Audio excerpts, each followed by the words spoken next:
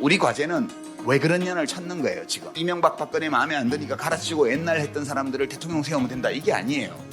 만약 우리가 지난 민주정부 10년의 유능하지 못했던 어떤 이유를 그 사람들에게서만 찾는다면 또 실패할 거라고 저는 봐요. 그 맥락에서 저는 어떻게 우리 민주주의가 더 덕이 있고 유능한 결과를 낼 수 있도록 이 민주주의를 운영할 거냐라는 것이 우리의 중심적인 고민이 되어야 할 거라고 봅니다. 지금 오늘 한 4가지 정도 소주제로 나누어서 제가 최대한 간략간략하게 나와 국가의 관계에 대해서 제가 생각하는 바를 말씀드리고자 합니다. 먼저 지금 이 국민국가의 시대라는 점에 대해서 말씀드립니다. 전 세계가 다 국민국가 단위로 편성되어 있고 70억이 넘는 거의 모든 인류가 국민국가 안에서 지금 살아가고 있습니다. 두 번째는 이 국민국가들이 대부분 정치 체제를 민주주의, 우리가 지금 하고 있는 이런 자유주의적 정치 제도를 채택하고 있어요. 거기에는 그럴 만한 이유가 있겠죠. 세 번째 소주제는 이 국민국가에는 국민이 있어야 되는데 그 국민과 시민이 뭐가 다를까? 민주주의를 하는 국가의 국민은 어떤 존재인가에 대해서 좀 말씀드리고요. 마지막으로 제가 국가와 관계 맺는 방식 또는 우리들 각자가 이 민주주의를 채택하고 있는 국민국가 안에 살면서 어떤 방식으로 이 국가와 관계를 맺어나가야 할 것인가, 그 점에 대해서 마지막으로 말씀드리려고 합니다. 먼저 지금 인류가 국민국가의 시대를 맞이했는데 대개 한 20만 년 정도라고 그러죠. 현생 인류 호모사피엔스라는 학명이 붙은 우리가 지구 표면에 나타난 게 약 20만 년 전이라고 그래요. 물론 그 전에 뭐 호모 에렉투스나 그죠? 무슨 네안데르탈인이나 이런 선행 인류들이 있었죠. 근데 현생 인류는 20만 년 정도 됐다고 그러는데 대개 국민국가 단위로 살게 된 것은 되게 100년 정도밖에 안 돼요. 최근 100년. 그러니까 2000분의 1? 그렇죠? 2000분의 1 정도 전체 인류의 역사에서 비교적 최근에 나타난 그런 생활 방식이라고 말할 수 있습니다. 지금 지구상에는 약 200개 정도에 가까운 국민국가가 있습니다. 유엔 회원국이 200개 조금 못 되는 걸로 제가 알아요. 근데 이제 이 국민국가, nation state라고 하는 영어로 이 국민국가는 3가지의 구성 요소를 가지고 있죠. 여러분 다 아시는 건데 고등학교 때 사회 시간에 다 배웠을 거예요. 첫 번째가 국민, 두 번째가 영토, 세 번째가 주권이에요. 주권. 이 3요소가 국민국가의 구성 요소인데 이렇게 어떤 국가가 영토를 보유하고 그 영토 안에 사는 국민을 보유하고 있고, 그리고 스스로 외국의 간섭과 지배를 받지 않고 자기의 운명 또는 자기가 하는 일을 스스로 결정하는 이런 국가죠. 국민국가는. 근데 앞으로도 예측할 수 있는 미래에 이 국민국가의 시대가 끝날 것 같지는 않아요. 적어도 여기 있는 우리 모두가 세상을 하직할 때까지는. 지금 유럽연합이 있죠? 유럽연합이 있습니다. 서유럽에는. 지금은 동유럽 일부 국가까지 들어와 있죠. 그렇지만 이 유럽연합은 주권을 가진 정치 결사는 아니에요.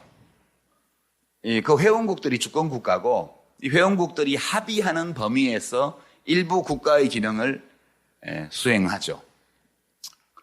유엔 사무총장을 배출했던 나라입니다, 우리가. 반기문 전 유엔 사무총장께서 이제 미국 대학의 교수님으로 가셨어요, 그죠? 여기 거치지 말고 바로 가셨더라면 되게 좋았을 텐데, 그죠? 괜히 대선 출마를 말씀하시는 바람에 인기도 폭락하고 이미지도 구겨지고 아주 노후에 불편한 일이 많이 생기게 됐습니다. 유엔이 있긴 한데요. 유엔 역시도 회원국들이 대체로 동의하는 범위에서만 뭘 할 수 있죠. 회원국의 주권을 무력화시키거나 그걸 대신하지 못해요. 그래서 여기는 우리 모두가 살다가 떠나는 날까지도 우리는 국민국가의 시대에 살 것이고 그 뒤에도 그 뒤 세대도 세계 국가가 출현하기 전까지는 대개 이 국민국가의 시대가 앞으로도 상당 기간 가리라고 봐요.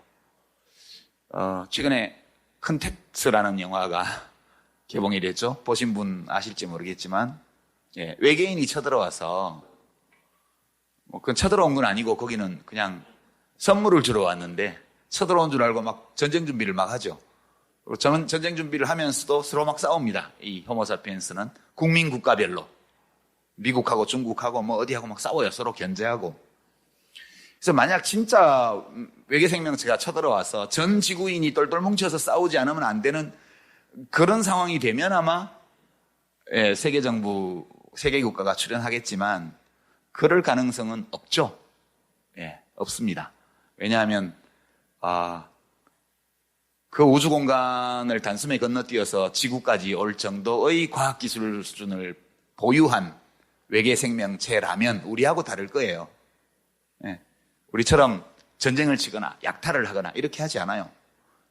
되게 우리는 우리 인류의 역사가 침략과 정복의 역사잖아요. 낯선 존재에 대해서는 적대적으로 대하고 그 다음에 우리보다 약하면 무조건 정복해서 다 뺏는 그런 문화를 우리가 가지고 있죠. 그래서 외계인도 우리하고 에일리언도 우리하고 똑같으리라고 생각하고 대처하는 거죠. 실제로 에일리언이 여기 지구에 온다면 전쟁을 해봤자 우리가 게임도 안 돼요. 그리고 그 사람들은 아마 그 사람이 아니고 그 에일리언들은 아마 우리를 정복하러 온 게 아니고 이미 자기들이 가지고 있는 우주 생태계 보존에 관한 규칙 이런 거에 따라서 관찰하고 보호하려고 우리가 지금 돌고래 보호하듯이 그렇게 오는 걸 겁니다. 여하튼 이건 우스개고요. 국민국가의 시대는 우리가 예측할 수 있는 시간의 범위까지는 계속되리라고 봐요. 그래서 국가가 되게 중요하다는 거예요. 국가가. 이게 없어지지도 않을 뿐만 아니라 국민국가와는 다른 성격의 세계국가 또는 여러 국민국가를 포괄하는 지역국가 이렇게 될 가능성도 매우 희박해요. 일본하고 한국하고 중국하고 되겠어요?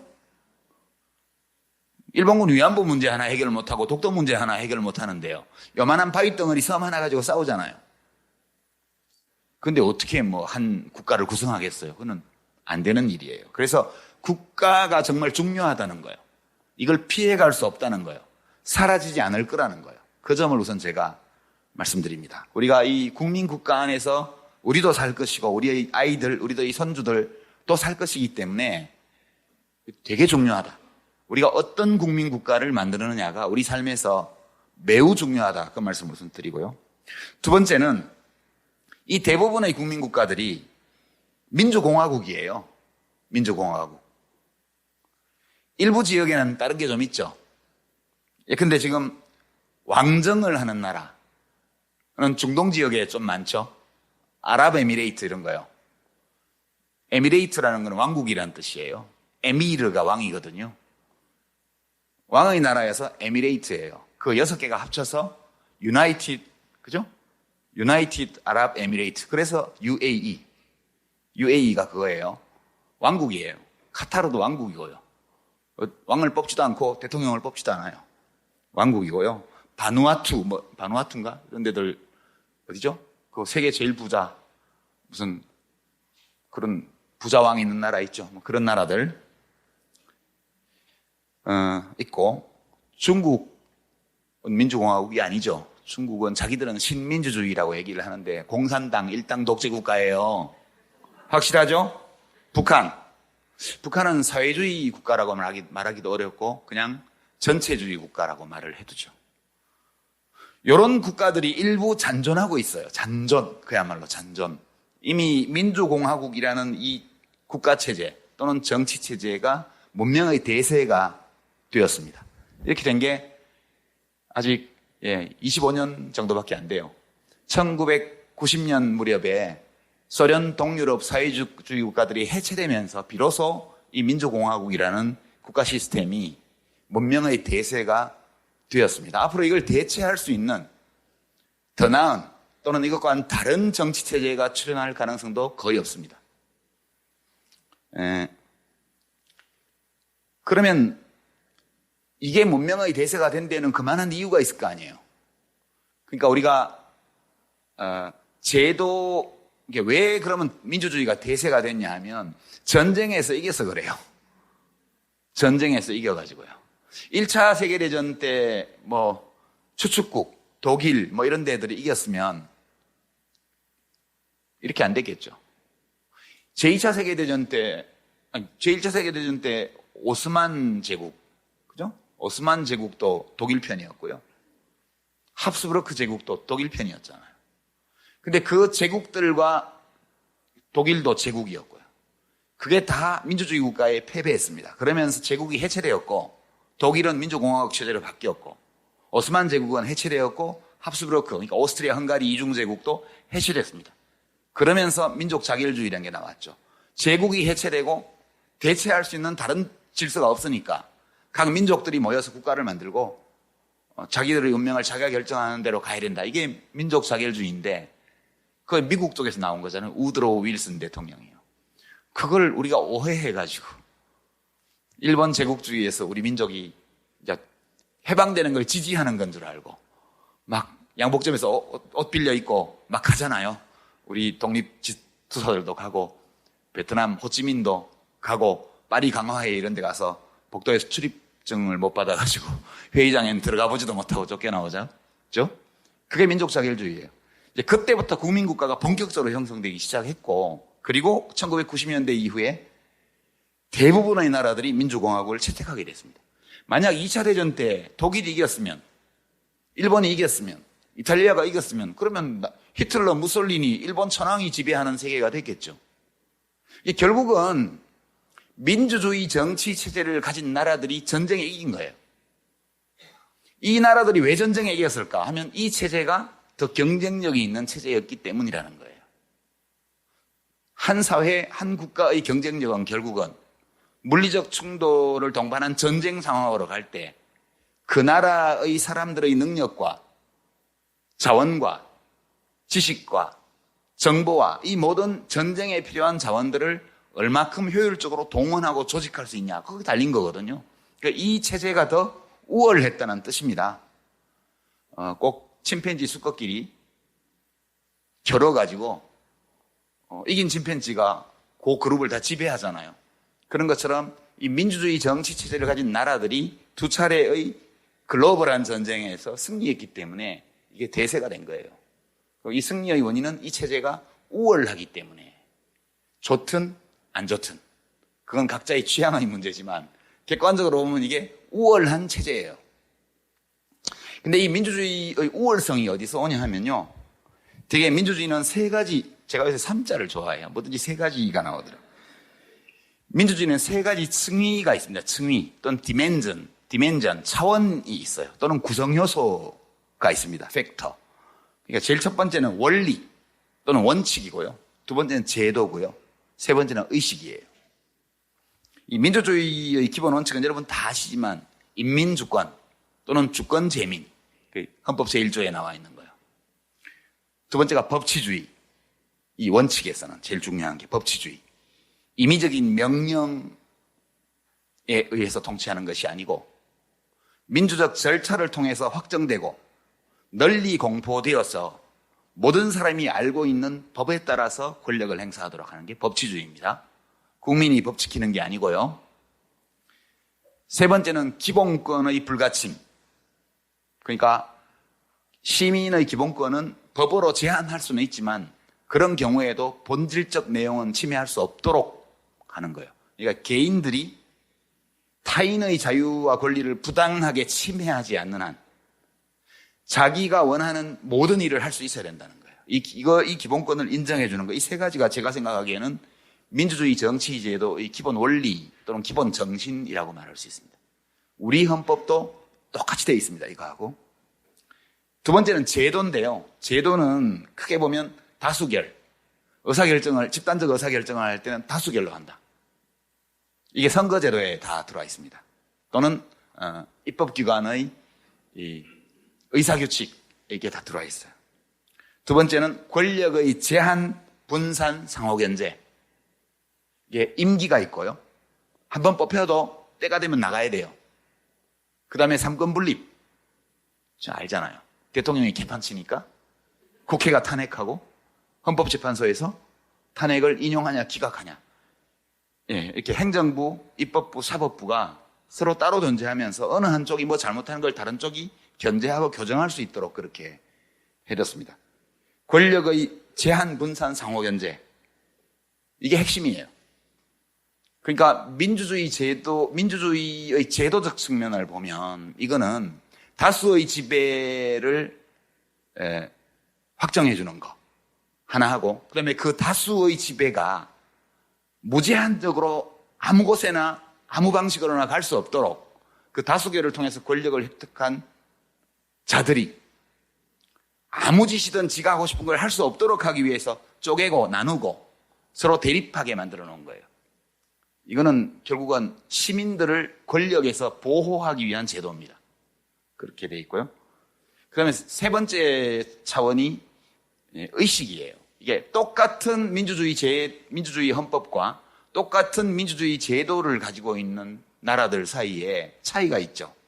어떤 나라는 그 제도를 가지고 매우 유능하게 경제 발전도 잘 시키고 문화도 융성하게 만들고 모든 갈등을 평화적이고 순조롭게 해결하는 반면, 어떤 나라는 국회에 막 오한마가 등장하고 전기톱이 등장하고 막 멱살잡이를 하고 막 그러잖아요.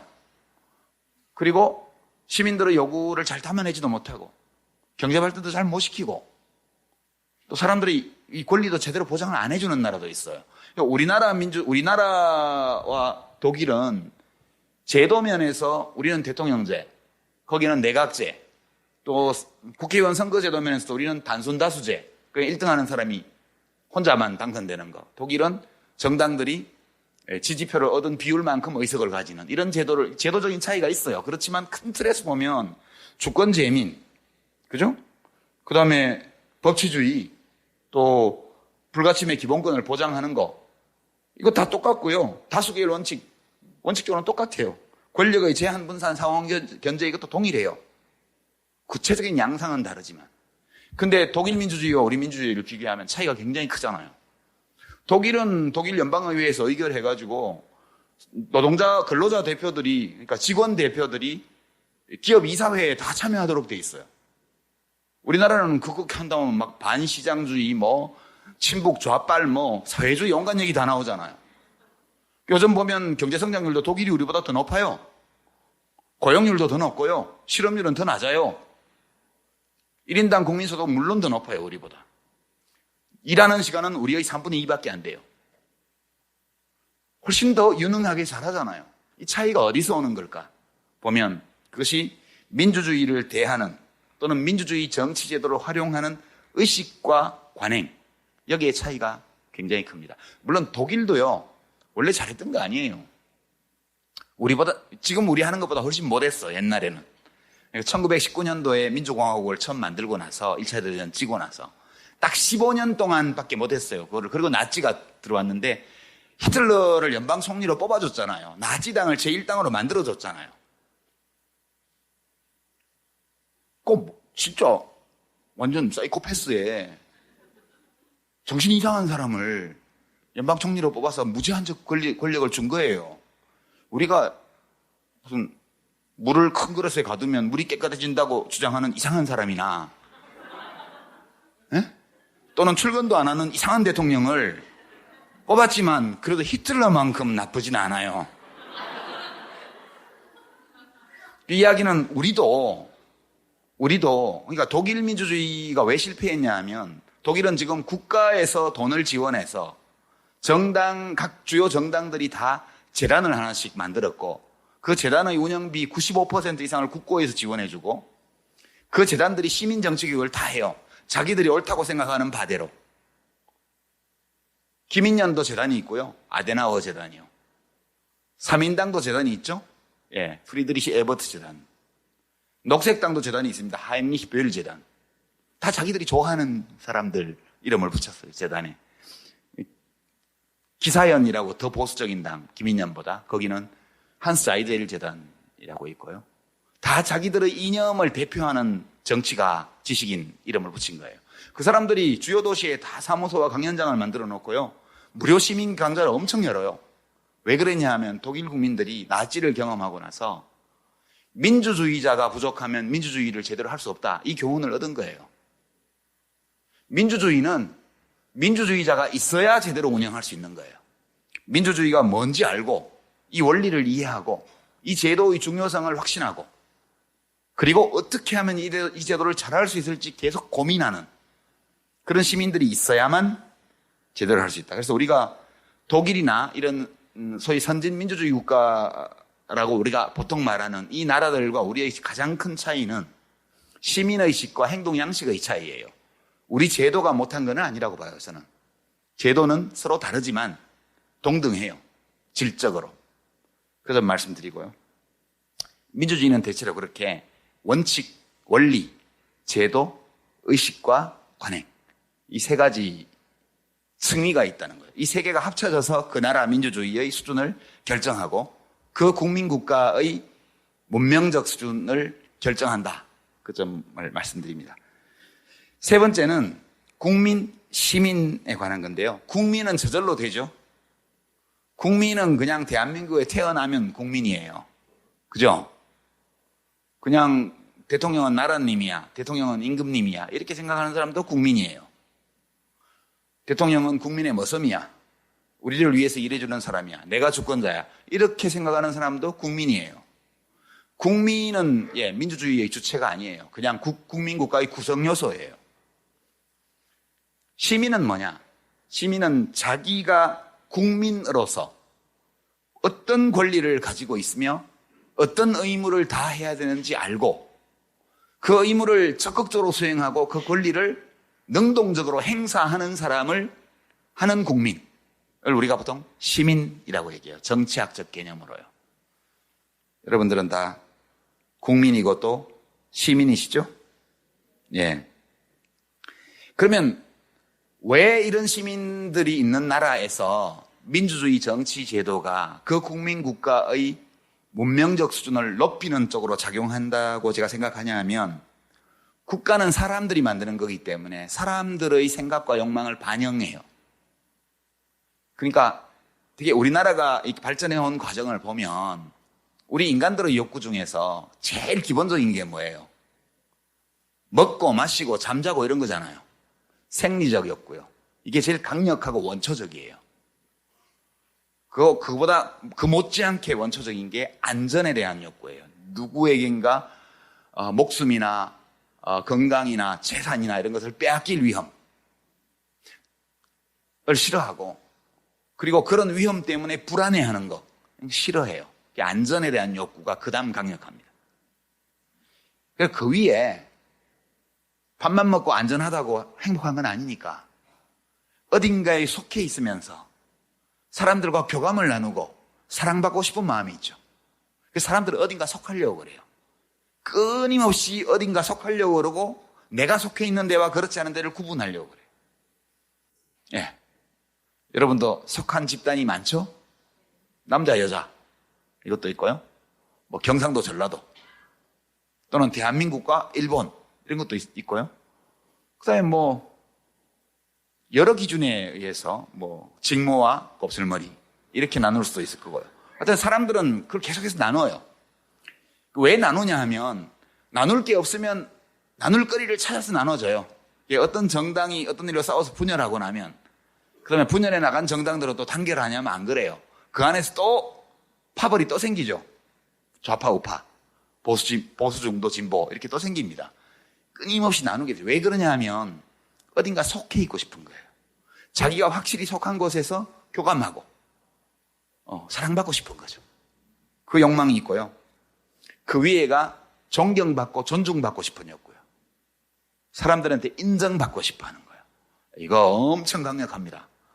예, 기초의원을 되기 위해서 돈을 몇십억 썼다가 이렇게 되는 분들 보죠. 기초의원에서 돈을 벌 수 있어서 하려는 게 아니에요. 그것이 인정받는 방법 중에 하나이기 때문에 인정받고 싶은 거죠. 강력합니다. 맨 마지막 단계가 자아실현. 의미 있는 삶, 가치 있는 삶을 살고 싶은 거예요. 이게 최고의 욕구라고 그러죠. 인류는 이 아래에서부터 위로 발전해 왔어요. 이렇게 500년 전만 해도 자아실현 이런 건 말도 없었어요. 이런 말도 없었어. 대개 인류의 이 역사적 발전 과정을 보면 제일 첫 번째 강력한 원초적 욕망을 충족하기 위해서 보낸 세월이 대부분이에요. 수렵 채집 시대 20만 년 중에 19만 년. 그거예요. 그리고 점차 농업혁명 이후에부터 집단을 만들기 시작하고 어딘가 속하려고 그러고 존경받으려고 경쟁하고 그리고 이제 예수님, 부처님, 마호메트, 노자, 장자 이런 분들이 나타나서 자아실현이 뭔지에 대해서 얘기하기 시작한 거예요. 인류 자체가 정신적인 면에서 볼 때 계속 고양되어 왔어요.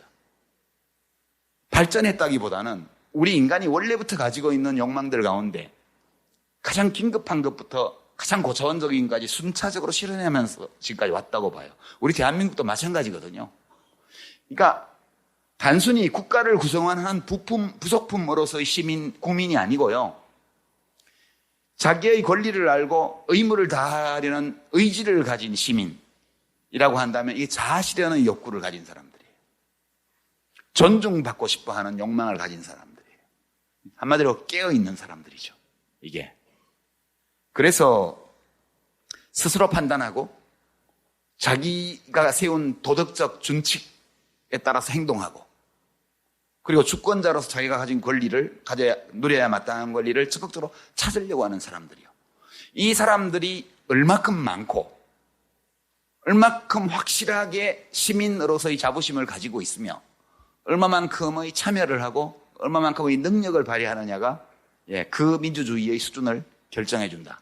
그렇게 말씀드립니다. 끝으로 이제 마지막으로요. 여러분 자신 각자 이렇게 보면 그러면 내가 그런 시민이라면 뭘 어떻게 해야 돼? 그러면 수준이 낮은 민주주의는요. 그냥 절차적 정당성만 지켜요. 수준이 높은 민주주의는 유능해요. 수준이 낮은 민주주의를 하는 나라에서는 지도자의 수준이 낮고요. 요즘 미국이 그렇더라. 그죠? 프랑스에서 보니까 오바마를 대통령으로 수입하자는 포스터가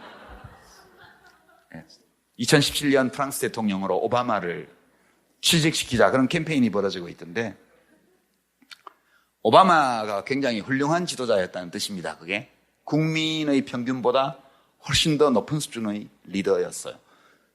국민 수준은 거기 있죠.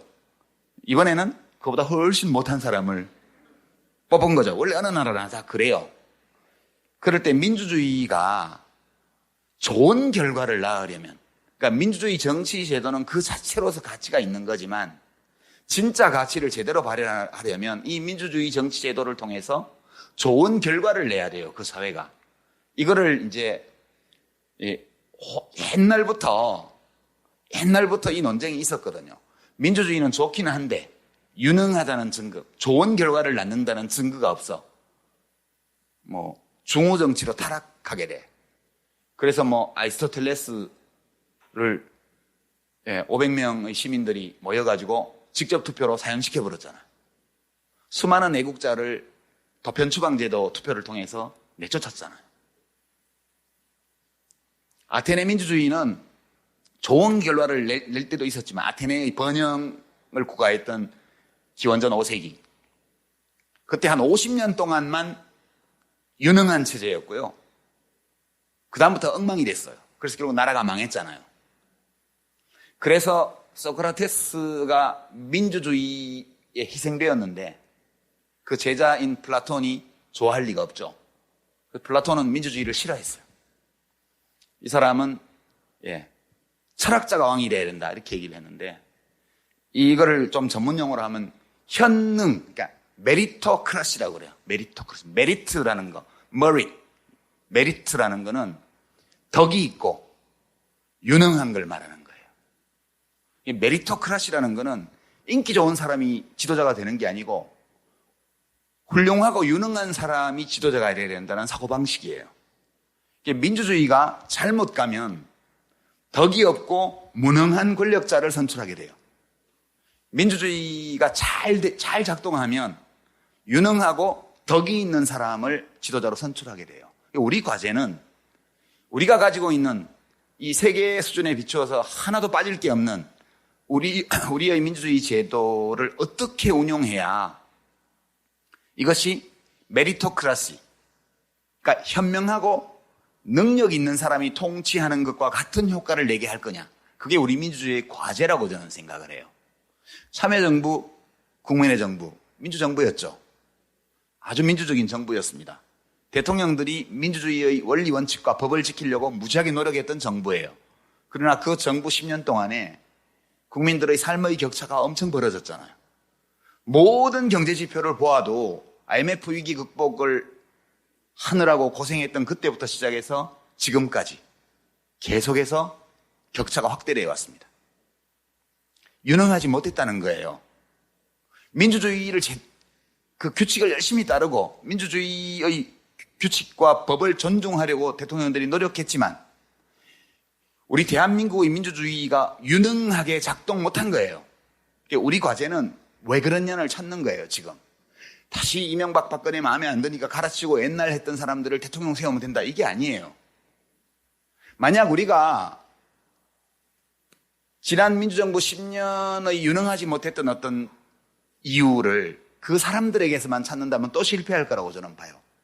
그래서 그 맥락에서 저는 어떻게 우리 민주주의가 더 덕이 있고 그리고 유능한 어떤 시스템 결과를 낼 수 있도록 이 민주주의를 운영할 거냐라는 것이 우리의 중심적인 고민이 되어야 할 거라고 봅니다, 지금. 그래서 우리가 민주공화국의 주권자로서 시민으로서 뭘 할 거냐, 이 민주주의를 더 유능하고 덕이 있는 체제로 만들기 위해서 저는 일상생활 공간 안에서 이른바 미시파시즘, 비민주적인 여러 문화와 관행, 이것과 싸워야 된다고 봐요. 그러니까 대학교 신입생이 사발주를 선배들이 강요하면 뿌리칠 수 있어야 돼요. 무슨 서클에서 입회 신고식 한다고 해서 이상한 짓을 시키면 거부할 줄 알아야 돼요. 그죠? 직장인들도 생활 공간 안에서 자기 자신부터 타인에 대해서 그런 독재적 행태를 보이지 않도록 노력해야 되고요. 가정에서도 진짜 애들을 꽃으로라도 때리지 말아야 돼요. 우리들의 일상생활 공간 안에서 나부터가 모든 사람을 목적으로 대해야 돼요. 수단으로 대하는 게 아니고요. 그리고 잘못된 관행의식 문화에 대해서 할 수 있는 만큼 싸워야 돼요. 그 다음에 사회적 공간에서, 정치적 공간에서 참여해야 됩니다. 시민운동에도 참여하고요. 서명운동에도 참여하고요. 할 수 있는 만큼.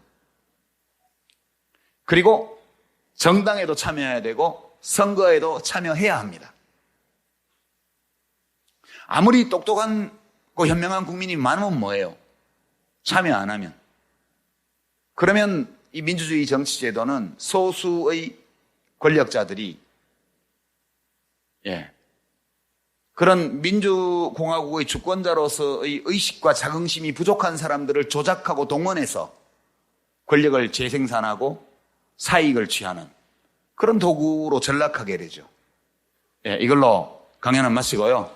질의응답으로 넘어가도록 하겠습니다. 요즘 너무 뉴스가 넘쳐나는데 가짜 뉴스 때문에 좀 우려의 목소리가 많습니다. 가짜 뉴스와 진짜 뉴스를 시민으로서 어떻게 평가를 하고 어떻게 그 기준을 나눠서 구분할 수 있을까요? 근데 가짜 뉴스 자체는 죄가 없다고 봐요, 저는. 저 스스로 생긴 것도 아니잖아요. 누가 만든 거니까 가짜 뉴스 그 자체는 죄가 없죠. 의도를 가지고 만들면 근데 저는 가짜 뉴스는 막을 수 있는 다른 방법이 하나도 없고요. 이 정보 소비자들이 그 가짜 뉴스와 다른 뉴스를 비교해 보는 걸로 저는 그 해결할 수 있다고 봐요. 그걸 어떻게 일일이 쫓아다니면서 막겠습니까? 네. 그러니까 저는 가짜 뉴스가 누구에게 영향을 미치냐 하면 이른바 확증 편향의 오류. 그러니까 내가 믿고 싶은 것만 믿고 싶은 것을 믿게 하는데 도움이 되는 정보는 받아들이고 그것과 반대되는 것은 배척하는 이 성향이 인간에게 있거든요. 그러니까 아무리 설명을 해줘도 JTBC가 조작해서 만든 문서를 데스크탑에 만든 다음에 그것을 태블릿 PC에 옮겨 심어가지고 폭로했다. 이 주장이 사실이 아님을 말해주는 많은 정보들이 있잖아요. 근데 또 그렇게 주장하는 가짜뉴스가 또 있어요. 그러면 그 가짜뉴스를 믿는 건 누구 책임이냐 하면 그 가짜뉴스를 만든 사람의 책임이기도 하지만 그걸 믿는 사람의 책임이라고 봐요, 저는. 기본적으로. 왜냐하면 남들이 나쁜 짓을 못하게 할 수는 없잖아요, 내가. 그러나 남들이 하는 옳지 않은 짓을 내가 알아볼 수는 있죠. 내가 할 수 있는 걸 하자고요.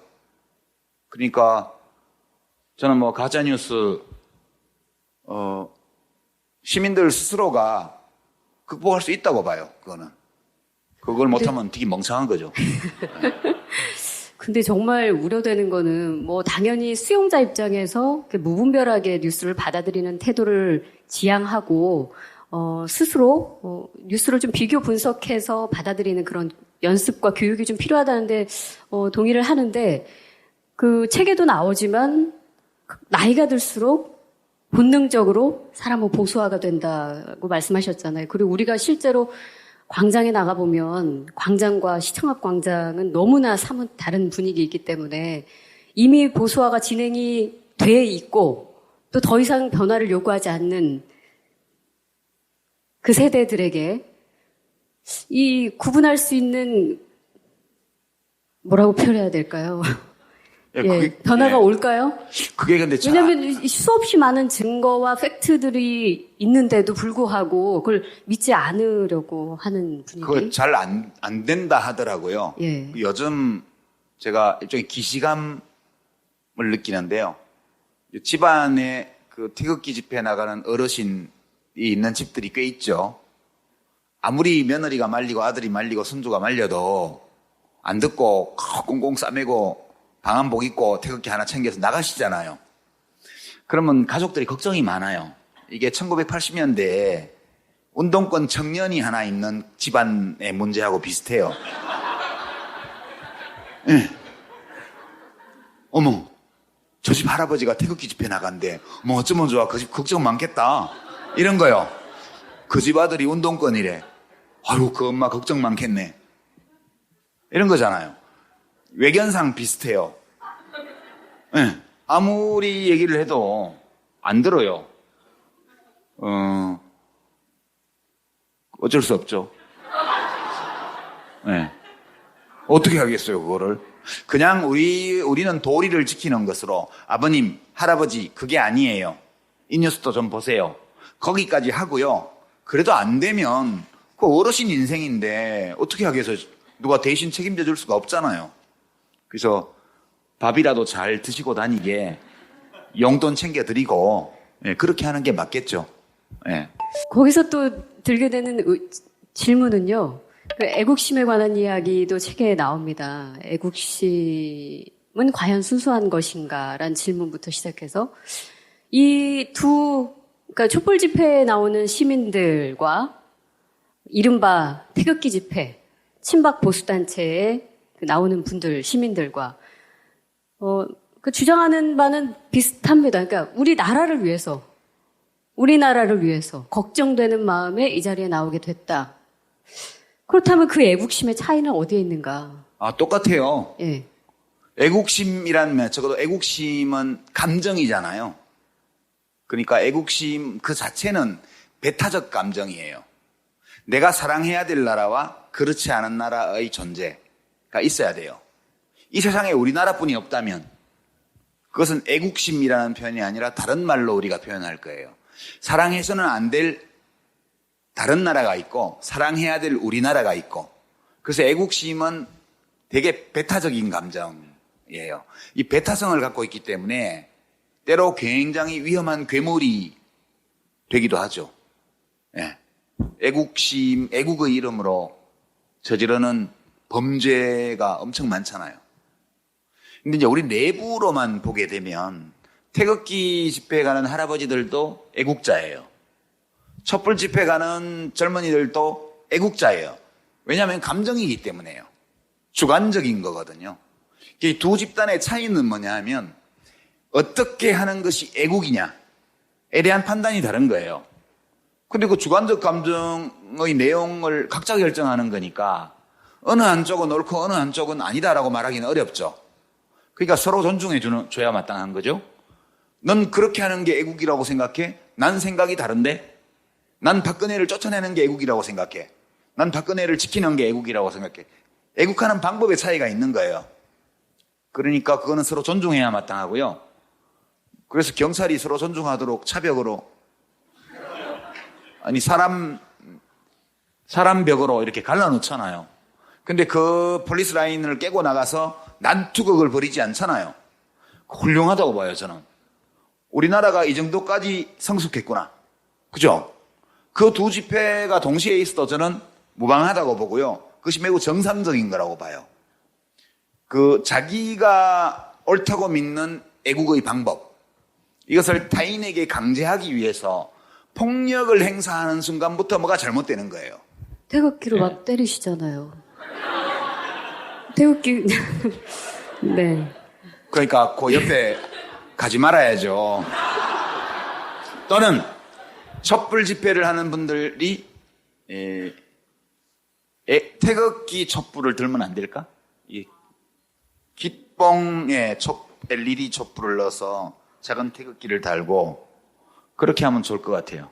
자, 여러분들 주셨던 질문 이제 좀 본격적으로 대신 여쭤보도록 하겠습니다. 유시민 선생님은 나를 알기 위해 어떤 노력을 해오셨나요? 그런 점에서 지금 청춘들에게 가장 필요한 삶의 태도는 뭘까요? 라고 질문 주셨네요. 예, 나를 아는 게 중요하다는 건 다 아시죠? 소크라테스 할아버지가 너 자신을 알라 그러셨고, 되게 인류 문명의 역사를 보면 그 많은 노력들이 다 나를 알기 위한 노력이었다고 저는 생각합니다. 그래서 나를 알려면 이제 나를 상대적인 관점에서 봐야 된다고 봐요. 내가 어떤 존재인지를. 나 중심으로 보면 나를 못 보는 것 같아요.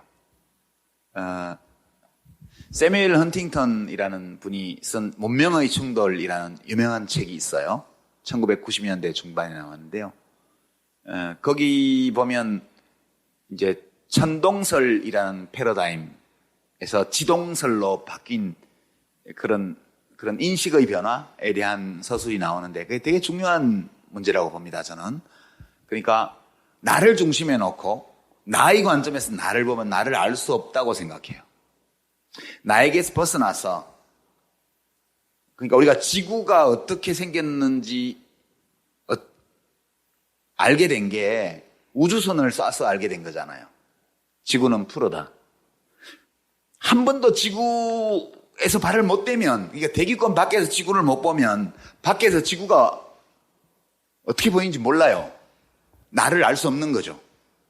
지구인은 지구를 알지 못해요.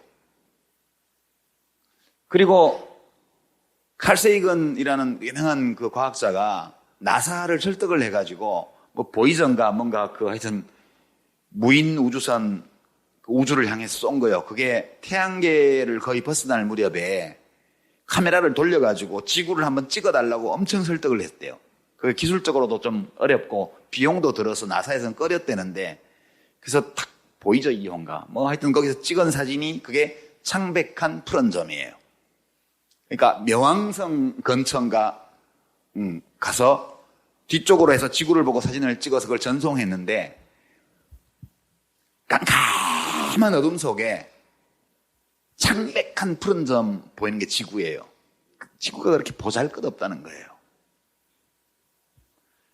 그만큼 우리가 지구가 어떤 행성인지를 알기 위해서는 우주를 다 알아야 돼. 우주의 관점에서 지구를 봐야 된다는 거예요. 그러니까 우주가 지구를 중심으로 돈다. 이렇게 생각하는 한 지구에 대해서 알 수 없어요.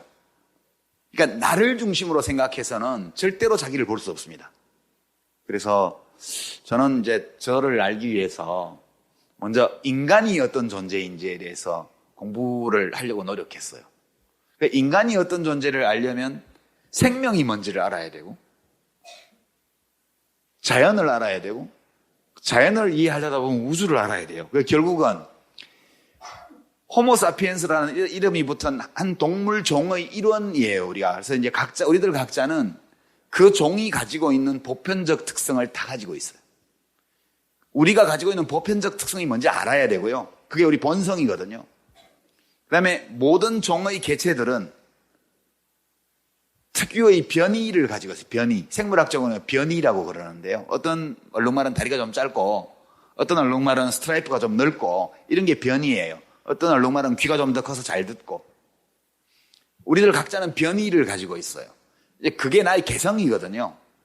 그래서 이런 호모사피엔스 일반의 보편적 본성에다가 내가 개체로서 어떤 변이 또는 개성을 가지고 있는지를 또 알아봐야죠. 그 두 개를 다 파악해야 인간으로서 본성에 맞고, 그리고 개인으로서 적성에 맞는 어떤 인생, 이런 걸 설계할 수 있다고 봐요. 그래서 나를 알고 싶으면 우리가 보통 철학책 뭐 이런 걸 많이 보는데요. 그런 거 보시지 말고 우주, 자연, 생명 이런 것들에 대해서 좀 공부를 하시면 훨씬 더 나에 대해서 많이 알 수 있을 거다. 저는 그런 방식으로 계속 저를 이해하려고 노력하면서 살고 있습니다. 사실 촛불 집회에 나가서 소리를 보태는 그 이상으로 국민이 무엇을 할 수 있는 것인지 답답합니다. 각자가 이제 서 있는 자리에서 무엇을 해야 정말 이 어려움을 헤쳐나갈 수 있을지. 그건 되게 중요해요. 사실은 그 세월호 희생자 중에 어떤 아이의 어머니가 인터뷰한 걸 이제 제가 봤는데, 어떤 중학생, 여중생들이 막 10원짜리, 100원짜리 욕을 하면서 전화기로 막 가더라는 거예요. 그래갖고, 하긴 네 집인데 저렇게 버릇없이 자랐담? 하고 저렇게 숭한 말을 하고, 그래서 혀를 끌끌 찼는데 딱 지나갔는데 봤더니 가방 꼬리에 노란 리본이 달려있더래요. 그런데 갑자기 마음이 확 변하더니 어떤 놈의 새끼가 쟤를 저렇게 화나게 한 거야?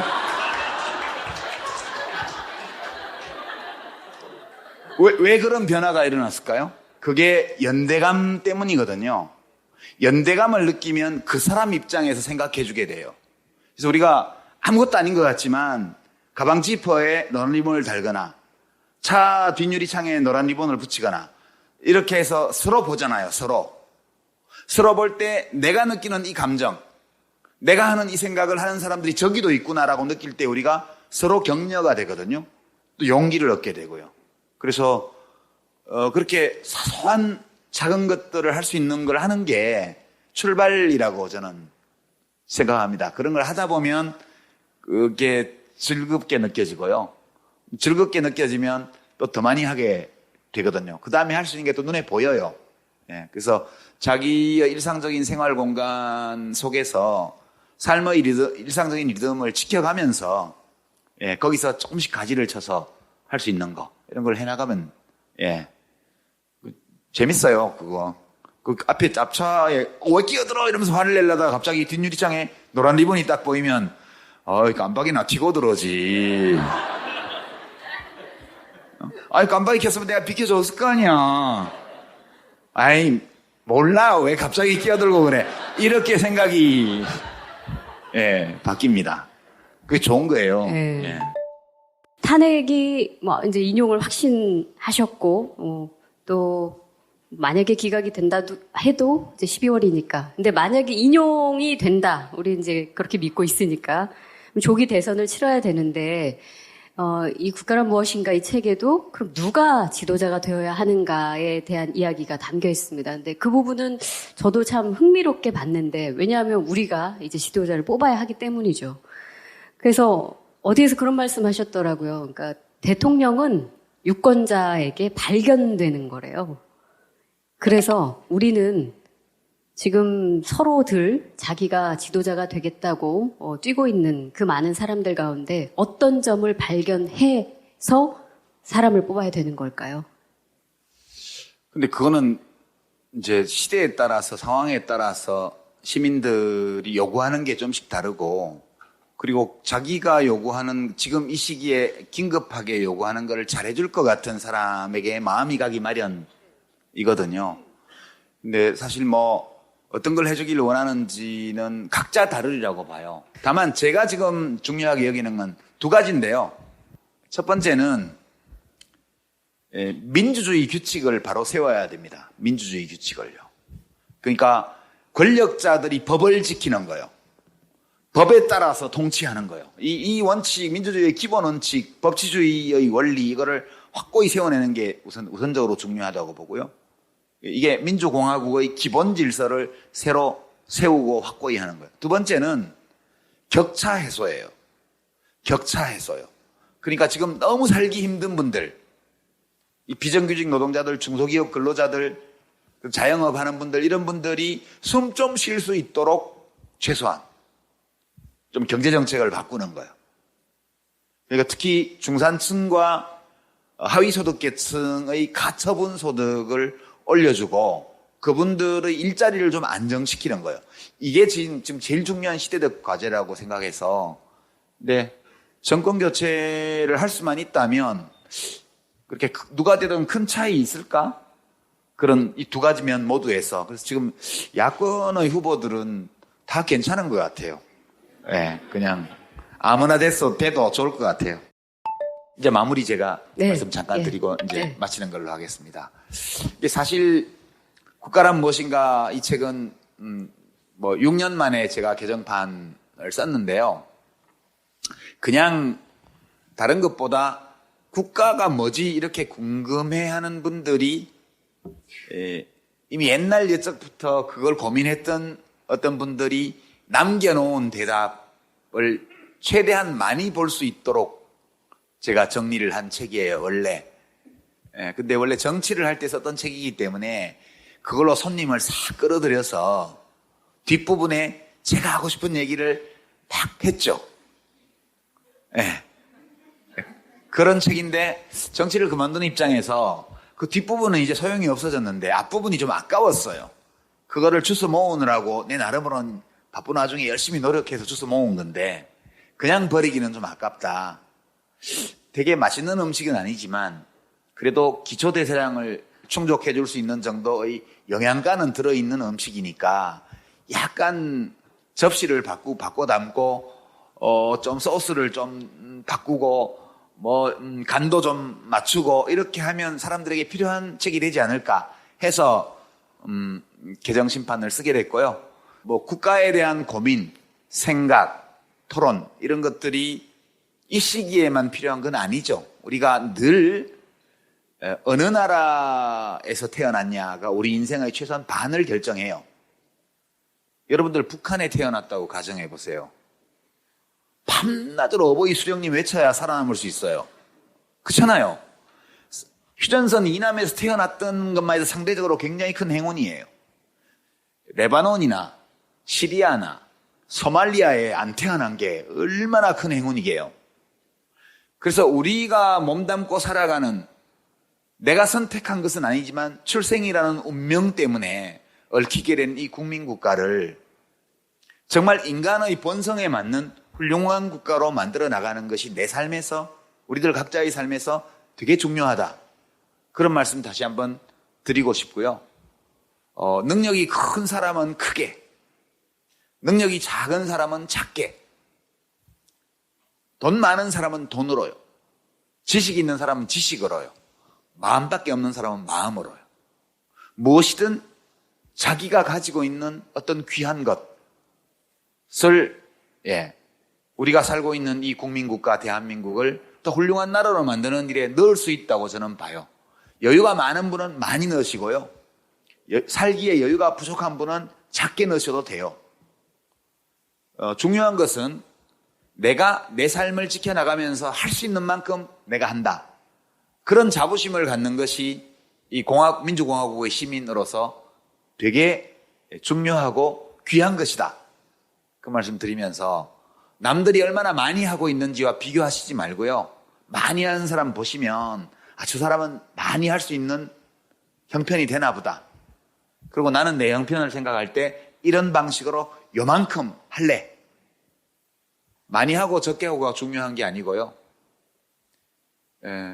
우리들 각자가 자기의 최선을 다해서 하는 게 귀한 거라고 저는 생각하면서 저는 글 쓰고 글과 말을 다루는 사람으로서요. 그런 방법을 통해서 우리 대한민국이 좀 더 나은 국가가 될 수 있도록 노력하고요.